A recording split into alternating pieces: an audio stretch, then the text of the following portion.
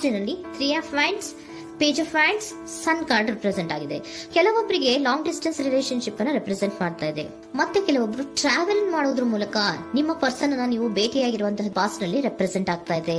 ನಿಮ್ಮ ಪಾಸ್ಟ್ ನಲ್ಲಿ ನಿಮ್ಮ ಲವ್ ಲೈಫ್ ನ ವಿಚಾರದಲ್ಲಿ ಒಂದು ರೊಮ್ಯಾಂಟಿಕ್ ಇತ್ತು, ಒಂದು ರೀತಿಯ ಕ್ಯೂರಿಯಾಸಿಟಿ ಇತ್ತು, ಒಂದು ಎಂಜಾಯ್ ಇತ್ತು. ಕೆಲವೊಂದು ರೀತಿಯ ಮೆಸೇಜ್ ಗಳನ್ನ ಎಕ್ಸ್ಚೇಂಜಿಂಗ್ ಮಾಡ್ಕೋತಾ ಇದ್ರಿ, ಫೋನ್ಗಳ ಮೂಲಕ ಅಥವಾ ವಾಟ್ಸ್ಆಪ್ ಗಳ ಮೂಲಕ ಮೆಸೇಜ್ ಗಳನ್ನ ಕಳಿಸ್ಕೊಳ್ಳುವಂತಹದ್ದು, ಒಂದು ರೀತಿಯ ಕ್ಯೂರಿಯಾಸಿಟಿ, ಎಕ್ಸೈಟ್ಮೆಂಟ್ ಗಳೆಲ್ಲ ನಿಮ್ಮ ಲವ್ ಲೈಫ್ ನ ವಿಚಾರದಲ್ಲಿ ಇತ್ತು. ಪಾಸ್ಟ್ ನಲ್ಲಿ ಕೂಡ ನಿಮ್ಮ ಲವ್ ಲೈಫ್ ನ ವಿಚಾರದಲ್ಲಿ ಯಾವುದೇ ರೀತಿಯ ತೊಂದರೆಗಳಿರಲಿಲ್ಲ. ಸೊ ಪಾಸಿಟಿವ್ ಆಗಿತ್ತು. ಪಾಸಿಟಿವ್ ಚೇಂಜಸ್ ಗಳು, ಬದಲಾವಣೆಗಳನ್ನೇ ನೀವು ನೋಡಿದ್ದೀರಾ. ಯಾವುದೇ ರೀತಿಯ ತೊಂದರೆಗಳೇನು, ಜಗಳಗಳೇನು ಇಲ್ಲದೆ ಇರುವಂತಹದ್ದು ರೆಪ್ರೆಸೆಂಟ್ ಆಗ್ತಾ ಇದೆ. ಅಟ್ ದ ಪ್ರೆಸೆಂಟ್ ಸಿಚುಯೇಷನ್ ಹೇಗಿದೆ? ಈಗಿನ ಸಿಚುಯೇಷನ್ ಕೂಡ ಸೆಕ್ಯೂರ್ ಆಗಿರುವಂತಹದ್ದು. ನಿಮ್ಮ ಲವ್ ಲೈಫಿನ ವಿಚಾರದಲ್ಲಿ ಅಟ್ ಪ್ರೆಸೆಂಟ್ ಅಲ್ಲೂ ಕೂಡ, ಈ ಹಿಂದೆನೂ ಕೂಡ ನಿಮಗೆ ಚೆನ್ನಾಗೇ ಇತ್ತು, ಈಗಲೂ ಕೂಡ ಪ್ರೆಸೆಂಟ್ ಅಲ್ಲಿ ನಿಮಗೆ ಕಿಂಗ್ ಆಫ್ ಪ್ಯಾಂಟಿಕಲ್ ರೆಪ್ರೆಸೆಂಟ್ ಆಗ್ತಾ ಇರೋದ್ರಿಂದ ನಿಮಗೆ ಲವ್ ಲೈಫ್ ನ ವಿಚಾರದಲ್ಲಿ ಚೆನ್ನಾಗೇ ಇದೆ. ಸೊ ಒಂದು ಭದ್ರತೆ ಇದೆ. ಲವ್ ಲೈಫ್ ನ ವಿಚಾರದಲ್ಲಿ ಒಂದು ಸಾಮರಸ್ಯ ಇದೆ. ಯಾವುದೇ ರೀತಿಯ ತೊಂದರೆಗಳು ಏನು ಕಾಣ್ತಾ ಇಲ್ಲ. ಸೆಕೆಂಡ್ ಕಾರ್ಡ್ ಬಂದಿರುವಂತಹ ಪ್ರೆಸೆಂಟ್ ಸಿಚುಯೇಷನ್ ಸ್ಟ್ರೆಂತ್ ಇದೆ, ಬಾಂಡೇಜ್ ಇದೆ. ಚೆನ್ನಾಗಿ ನೀವಿಬ್ಬರ ಮಧ್ಯೆ ಒಂದು ಬಾಂಡೇಜ್ ಇದೆ, ಸಾಮರಸ್ಯ ಇದೆ, ಹೊಂದಾಣಿಕೆ ಗುಣಗಳು ತುಂಬಾ ಇದೆ. ಆದ್ರೂ ಕೂಡ ಅಟ್ ಪ್ರೆಸೆಂಟ್ ಅಲ್ಲಿ ಕೆಲವೊಂದು ವಿಚಾರಗಳ ಬಗ್ಗೆ ಅನುಮಾನವನ್ನ ಪಡ್ತಾ ಇರುವಂತಹದ್ದು ರೆಪ್ರೆಸೆಂಟ್ ಆಗ್ತಾ ಇದೆ. ಅಟ್ ಪ್ರೆಸೆಂಟ್ ಅಲ್ಲಿ ನೀವು ಕೆಲವೊಂದು ವಿಚಾರಗಳ ಬಗ್ಗೆ ನಿಮ್ಮ ಮೇಲೆ ನೀವು ಕೆಲವೊಂದು ಡೌಟ್ ಅನ್ನ ಪಡ್ತಾ ಇರುವಂತಹದ್ದು ರೆಪ್ರೆಸೆಂಟ್ ಆಗ್ತಾ ಇದೆ. ನಿಮ್ ಲವ್ ಲೈಫಿನಲ್ಲಿ ಕೆಲವೊಂದು ರೀತಿಯ ಭದ್ರತೆಗಳಿದೆ. ಸೊ ಯಾವುದೇ ರೀತಿಯ ತೊಂದರೆಗಳೇನೂ ಇಲ್ಲ, ಒಂದು ರೀತಿಯ ಗುಡ್ ಬಾಂಡೇಜ್ ಇದೆ. ಆದ್ರೂ ಕೂಡ ನಿಮ್ಮಲ್ಲಿ ಯಾಕೋ ಆತ್ಮವಿಶ್ವಾಸ ಇಲ್ಲ, ಆತ್ಮವಿಶ್ವಾಸದ ಕೊರತೆಗಳು ರೆಪ್ರೆಸೆಂಟ್ ಆಗ್ತಾ ಇದೆ.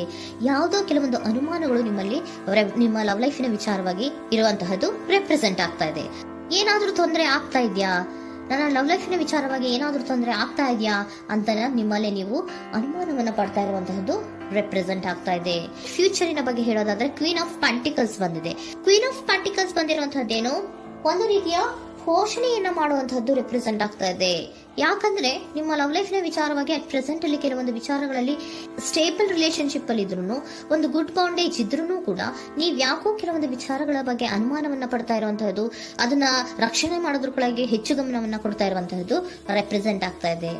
ಇಮಿಡಿಯೇಟ್ ಫ್ಯೂಚರಿನ ಬಗ್ಗೆ ಹೇಳೋದಾದ್ರೆ ನೀವೊಂದು ರೀತಿಯ ಪೋಷಣೆಗಳನ್ನ ಮಾಡುವಂತಹದ್ದು, ನಿಮ್ಮ ಲವ್ ಲೈಫಿನ ವಿಚಾರವಾಗಿ ಕೆಲವೊಂದು ರೀತಿಯ ಹೆಚ್ಚು ಗಮನವನ್ನ ಕೊಡುವಂತಹದ್ದು, ಯಾವುದೋ ನಿಮ್ಮ ವಿಚಾರಗಳಲ್ಲಿ ಹಿಡಿತದಲ್ಲಿ ಏನ್ ಇಟ್ಕೊಂಡಿದ್ರೋ, ನಿಮ್ಮ ಪೊಸೆಸಿವ್ನೆಸ್ ಅನ್ನ ಏನ್ ಇಟ್ಕೊಂಡಿದ್ರೋ, ಯಾವುದೋ ಕೆಲವು ವಿಚಾರಗಳಲ್ಲಿ ನೀವು ಬಹಳಷ್ಟು ಓಪನ್ ಅಪ್ ಆಗಿ ಮಾತಾಡದೆ, ಯಾವ ವಿಚಾರಗಳನ್ನು ಕೂಡ ಹೇಳ್ಕೊಳ್ಳದೆ, ನಿಮ್ಮಲ್ಲೇ ನೀವು ಕೆಲವೊಂದು ಬೇಜಾರುಗಳನ್ನ ಏನ್ ಇಟ್ಕೊಂಡಿದ್ರೋ ಆ ವಿಚಾರಗಳನ್ನ ನೀವು ಮಾತಾಡುವಂತಹ ಸಾಧ್ಯತೆಗಳು ಇಮ್ಮಿಡಿಯೇಟ್ ಫ್ಯೂಚರ್ ನಲ್ಲಿ ಕಾಣಿಸ್ತಾ ಇದೆ.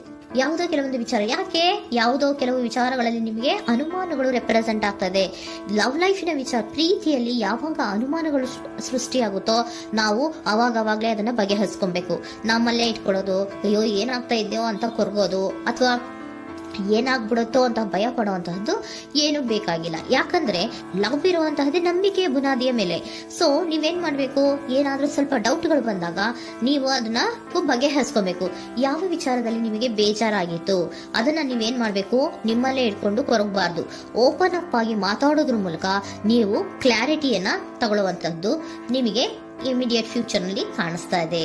ಯಾವುದೇ ವಿಚಾರಗಳ ಬಗ್ಗೆ ನೀವು ನಿಮ್ಮ ಲವ್ ಅನ್ನ ಅಥವಾ ನಿಮ್ಮ ಪ್ರೀತಿಯನ್ನ ಭದ್ರವಾಗಿ ಉಳಿಸ್ಕೊಳ್ಳೋದಕ್ಕೋಸ್ಕರವಾಗಿ ನೀವು ನಿಮ್ಮಲ್ಲೇ ಇಟ್ಕೊಂಡಿದ್ದಂತಹ ಅಥವಾ ಕೆಲವು ಬೇಜಾರಿನ ವಿಷಯಗಳ ಬಗ್ಗೆ ನೀವು ಹೆಚ್ಚು ಮಾತಾಡಿ, ಓಪನ್ ಅಪ್ ಆಗಿ ಕೆಲವೊಂದು ವಿಚಾರಗಳ ಬಗ್ಗೆ ಮಾತಾಡುವಂತಹದ್ದು ಮತ್ತೆ ಅದನ್ನ ಕ್ಲಾರಿಟಿಗೆ ತಗೊಳ್ಳುವಂತಹದ್ದು ರೆಪ್ರೆಸೆಂಟ್ ಆಗ್ತಾ ಇದೆ.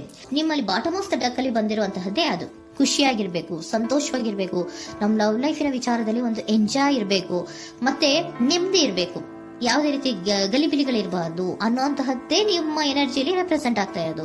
ಅದಕ್ಕೋಸ್ಕರನೇ ನೀವ್ ಏನೇನು ಕೆಲವೊಂದು ಸ್ವಲ್ಪ ಅನುಮಾನವನ್ನ ಪಡ್ತಾ ಇದ್ರಿ ಅಥವಾ ಕೆಲವೊಂದು ವಿಚಾರಗಳಲ್ಲಿ ನೀವು ಡಿಸ್ಟರ್ಬ್ ಆಗಿದ್ರಿ, ಓಪನ್ ಅಪ್ ಆಗದೆ ಹೇಳ್ದೆ ನಿಮ್ಮಲ್ಲೇ ನೀವು ಬೇಜಾರನ್ನ ಮಾಡ್ಕೊಂಡು ಏನು ಕೆಲವು ವಿಚಾರಗಳ ಬಗ್ಗೆ ಕೊರಗ್ತಾ ಇದ್ರಿ, ಅದನ್ನ ನೀವು ಓಪನ್ ಅಪ್ ಆಗಿ ಮಾತಾಡಿ ಅದರ ಬಗ್ಗೆ ತಿಳ್ಕೊಳ್ಳುವಂತಹದ್ದು, ಅದನ್ನ ಕ್ಲಾರಿಟಿಗೆ ತಗೊಳ್ಳುವಂತಹದ್ದು ನಿಮ್ಗೆ ರೆಪ್ರೆಸೆಂಟ್ ಆಗ್ತಾ ಇದೆ. ಪಾಸ್ಟಿನಲ್ಲಿ ನಿಮ್ಗೆ ತುಂಬಾನೇ ಚೆನ್ನಾಗಿತ್ತು, ಅಟ್ ಪ್ರೆಸೆಂಟಿನಲ್ಲೂ ತುಂಬಾನೇ ಚೆನ್ನಾಗಿದೆ. ಬಟ್ ಕೆಲವೊಂದು ವಿಚಾರಗಳ ಬಗ್ಗೆ ನೀವು ಸೆಲ್ಫ್ ಡೌಟ್ ಅನ್ನ ಪಡ್ತಾ ಇರುವಂತಹದ್ದು ರೆಪ್ರೆಸೆಂಟ್ ಆಗ್ತಾ ಇದೆ. ಏನಾಗ್ತಾ ಇದೆಯೋ ಅನ್ನೋದ್ರ ಬಗ್ಗೆ ನೀವು ಸ್ವಲ್ಪ ವಿಶ್ವಾಸವನ್ನ ಕಡಿಮೆ ಮಾಡ್ಕೊಳ್ತಾ ಇರುವಂತಹದ್ದು ರೆಪ್ರೆಸೆಂಟ್ ಆಗಿತ್ತು. ಬಟ್ ಆದ್ರೆ ಇನ್ ಇಮಿಡಿಯೇಟ್ ಫ್ಯೂಚರ್ ನಲ್ಲಿ ಏನಪ್ಪಾ ಅಂದ್ರೆ ನಿಮ್ಮ ಲವ್ ಲೈಫ್ ಅನ್ನ ನಾವು ಉಳಿಸ್ಕೊಬೇಕು, ನಾನು ಎಲ್ಲವನ್ನ ನಮ್ಮ ಕಂಟ್ರೋಲ್ ಅಲ್ಲೇ ಇಟ್ಕೊಂಡು ಅಥವಾ ಪೊಸೆಸಿವ್ನೆಸ್ ಅನ್ನ ಬೆಳೆಸ್ಕೊಂಡು ನಾನೇ ಬೇಜಾರು ಮಾಡ್ಕೊಂಡಿದ್ರೆ ಸರಿ ಇಲ್ಲ, ನಾನು ಓಪನ್ ಅಪ್ ಆಗಿ ಮಾತಾಡಿ ಕೆಲವೊಂದು ವಿಚಾರಗಳ ಬಗ್ಗೆ ನಾನು ಕ್ಲಾರಿಟಿಯನ್ನ ತಗೋಬೇಕು ಅಂತ ಆಲೋಚನೆಯನ್ನ ಮಾಡ್ತಾ ಇರುವಂತಹದ್ದು ರೆಪ್ರೆಸೆಂಟ್ ಆಗ್ತಾ ಇದೆ. ಓಕೆನಾ? ಒಂದು ಏಂಜಲ್ ಗೈಡೆನ್ಸ್ ನ ನಿಮ್ಮ ಲವ್ ರೀಡಿಂಗಿನ ವಿಚಾರವಾಗಿ ತಗೊಂಡ್ಬಿಡೋಣ ಅಲ್ವಾ. The situation will improve. ಸಿಚುಯೇಷನ್ಗಳು ಇಂಪ್ರೂವ್ ಆಗತ್ತೆ. ನೀವು ನಿಮ್ಮಲ್ಲೇ ಇಟ್ಕೊಂಡು ಹೊರಗಬೇಡಿ. ಯಾವುದೇ ವಿಚಾರಗಳನ್ನ ನಾವು ಓಪನ್ ಅಪ್ ಆಗ್ಬೇಕು. ನಾವೇ ಬೇಜಾರು ಮಾಡ್ಕೊಂಡ್ರೆ ಅವ್ರಿಗೆ ಏನ್ ಅರ್ಥ ಆಗುತ್ತೆ, ನಿಮ್ ಪರ್ಸನ್ ಏನ್ ಅರ್ಥ ಆಗುತ್ತೆ, ಏನಕ್ಕೆ ಬೇಜಾರು ಮಾಡ್ಕೊಂಡಿದೀರಾ ಅಂತ ಅವ್ರು ತಿಳ್ಕೊಬೇಕು ಅಲ್ವಾ. ನಿಮ್ಗೆ ಅವರಲ್ಲಿ ಏನೇ ರೀತಿ ಕ್ಲಾರಿಟಿ ಬೇಕು ಅಂದ್ರೂ ಕೂಡ ನೀವು ಮಾತಾಡಿ ಕ್ಲಿಯರ್ ಮಾಡ್ಕೊಳ್ಳಿ. ಅವಾಗ ಏನಾಗುತ್ತೆ, ದ ಸಿಚುಯೇಷನ್ ವಿಲ್ ಇಂಪ್ರೂವ್ ಆಗತ್ತೆ. ಇದಿಷ್ಟು ನಿಮ್ಮ ಮಂತಿನ ಲವ್ ರೀಡಿಂಗ್.